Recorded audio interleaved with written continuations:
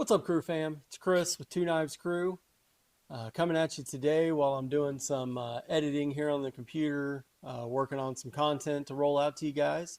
And the first one that's rolling out, we've kind of switched out our style a little bit on these reviews, and we've done where each member of the crew has taken a few minutes to record their thoughts and feelings on each of these knives that we're going to be reviewing. And that way you kind of get three independent reviews just in one video. We kind of like the idea that, every knife isn't for every person, and we can kind of skew our own opinions when we're all together on what we like about things and what we don't. So hopefully this will get you a whole lot of feedback in a shorter video format where you don't have to hunt to try and find a whole bunch of different reviews. You'll get three different reviews from three differently minded people when it comes to carrying and what they use their knives for. So we're excited to bring this one to you. The first knife we got our hands on was a little bit of a surprise for all of us. It comes from Kizer. It's a good one. So jump into the video and we're going to all three review this thing now. Jonathan and Ben and Chris. Welcome to Crew Review. Hey guys, it's Jonathan with Two Knives Crew. Just doing a quick review on a knife I've had for a little while now. This is the little Kizer Topsail Titanium Crystal Ti. I know I've been thrown under the bus for being that guy that only wants US made, and this was definitely the first titanium non-US knife I owned. And man, the color was cool, the size was neat, and I just wanted to try it. I think I paid around 160 bucks for it a couple months ago, whatever it's been now. And I really didn't have anything that was a nice front flip. Don't have that many that are thumb hole instead of thumb stud. And again, the color, nice premium materials. You're getting S45 steel, cool blade shape, different from what I normally carry, and kind of in my wheelhouse size-wise, just nature of the beast on what I do for a living. But after having it a couple of months and it's been through the rotation, the guys will make fun of me later, I'm sure. I don't use my stuff like they tend to use theirs, but, boxes, tape, sure. And it's still holding a really, really nice finish. It gets tossed in the pocket with keys, and I'm really impressed that I don't have more snails. Some on the pocket clip to be expected, sure, but I mean, the color's cool. And when I first got it, I thought I had some weird wear on the back spacer, but you just rotate and it's just catching that cool crystal TI. And I love that they match the purple to the back spacer and then it fades back up to the blue up front. Size-wise, it's a small knife. I can get three real comfy on it. That fourth pinky wrap's okay. The sharpening choil's really nice. Overall flow, great. Little bit of jimping here. And something else that I carry pretty regularly just to give you a good idea. Bug out. Size-wise, they're really pretty stinking similar. Bug out, hair longer, but I mean, that one doesn't make as cool sounds. I mean, I'm really impressed with the build quality at the price point. I get that it's not US made for what you're getting here, but man, you're getting a lot at that price point. Truthfully, it kind of surprised me. They do some really cool colors.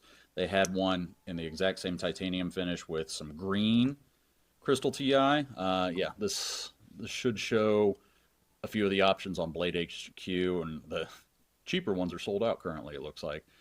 They do some neat stuff. I don't own much else Kizer, if we're being honest. It's impressed me. I'm not going to immediately run and get rid of my USA made stuff, but it made me look at other stuff differently, if that makes any sense. I've been very impressed, and it's not something I'm looking to get out of my collection, and I think that probably says something.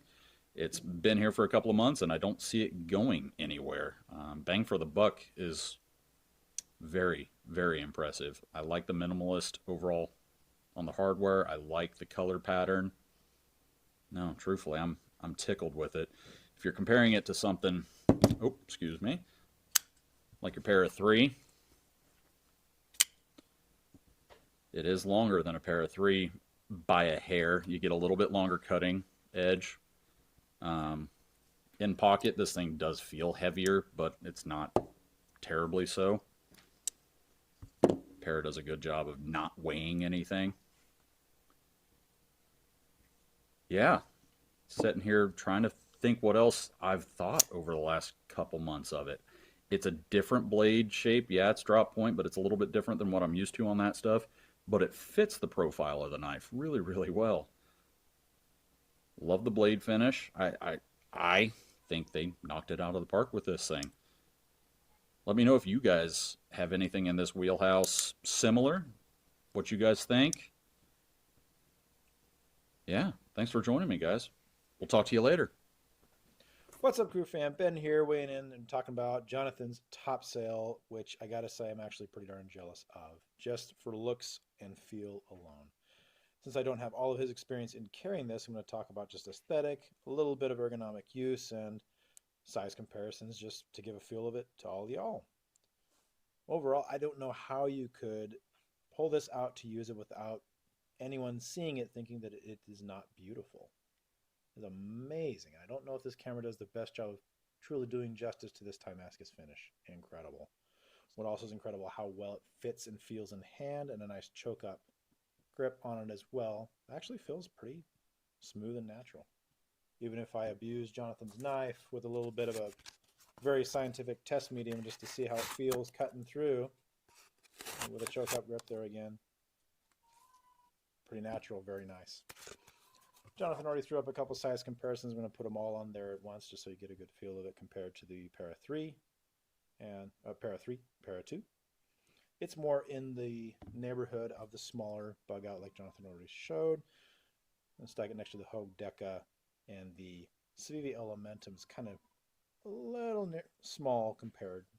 It lives more in the Hogue Deca territory as far as size comparison, which is about 7 inches in length, the blade length and cutting edge just over 3 inches with that belly in there, which is very nice.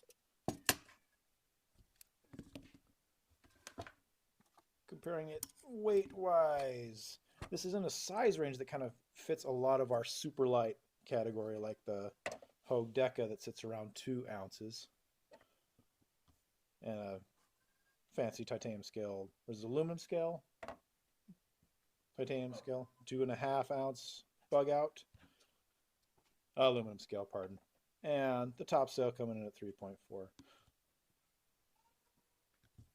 One element of knives that I always feel like I don't quite get a picture of through an internet video is ease of carry by thickness. And there is, of course, a significant difference. A lot of these knives are meant to be thin around this size dimension. This one's not. It's meant to be comfortable in the hand. Maybe we could do this with a fancier caliper with a blade stock that sits around 1/8 of an inch blade stock, 11/16, and a handle thickness. Let's just switch this to a simpler inch, about 1/3 of an inch. Oh, you have to zero it. Maybe I got to learn how to use this instrument. A little under 1/2 of an inch. 0.1 inch blade stock. Size, weight, fit, finish, and feel, all stupendous. Hearing what Jonathan paid for this, I can't say I wouldn't buy this too. It's an incredible knife. Worth it for me. Thumbs up. What's up, crew fam? It's Chris, and going to round out this review about the Kizer Topsail. This is an amazing value knife. I wouldn't put it in the like super inexpensive category because it still comes in at about $160. They do have some more expensive options as well, which I'll post up here so you can see. They've got an all black with kind of some more blue style crystal tie in it. They've got a gold one, and that's a couple big chunks of zirconium on both sides of it. I did notice the gold one comes with Bowler M390 steel, whereas all the rest come with the S45. And for the intents and purposes of this blade, S45 is a great steel choice for this. It's going to have rigidity, it's going to have toughness, it's going to have corrosion resistance, and man, this thing it really punches above its weight. I know it comes in just a little over 3 ounces. Inside these titanium handles, it's got some milling in it. It's going to be really hard to catch on camera, but you can kind of see there's some pockets down in there. I really, really like that they took the cutout for the frame lock and put it on the inside, not on the outside, so they had plenty of room for that beautiful crystal tie that they threw on here. And this, to me, it just screams traditional crystal tie. Whenever I know the crew talked about it a little bit, when we think crystal tie, this kind of blurple fade into things is kind of the first thing that really comes to mind. I know they do lots of other colors and things like that, but this one, it just really stands out. The blade shape, we've got this awesome kind of, it's a gradual drop point.